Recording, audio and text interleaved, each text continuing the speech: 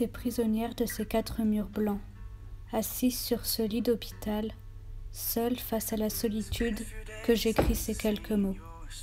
Des infirmières, des médecins et des psychiatres comme seule compagnie toute la journée. Des amis bien trop loin pour me rendre visite. C'est de leur seul message de soutien et d'encouragement que je dois me contenter.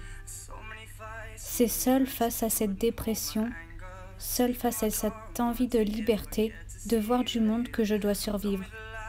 Bourrée de médocs toute la journée pour éradiquer cette foutue maladie qui est la dépression.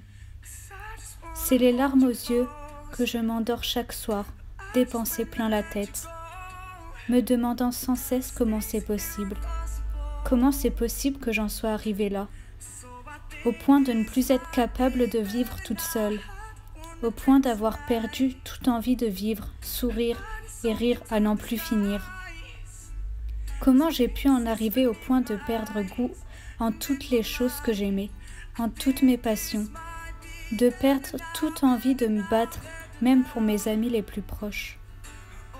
Quelque part, heureusement qu'elles ne m'ont pas laissé le choix, qu'elles ont pris les choses en main, même si cela devait être difficile pour elles, car j'en étais totalement incapable, trop faible sans doute pour entamer toute démarche pour espérer m'en sortir.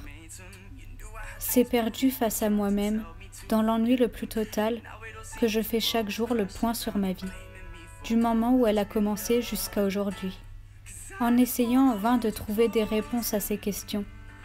Des journées qui se répètent et qui ne semblent ne plus finir. Des occupations qui en deviennent lassantes. Le bruit des pas et des paroles des infirmières qui sillonnent les couloirs comme seule présence humaine.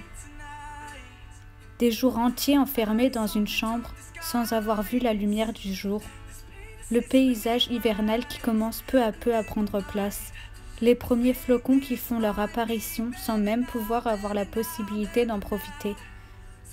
C'est coupé du monde extérieur, en voyant tous mes amis avoir une vie normale entre cours et sorties, que je me rends compte que je suis complètement mise à l'écart de la vie, à l'écart de ma vie. Des journées difficiles, mais un seul but, m'en sortir.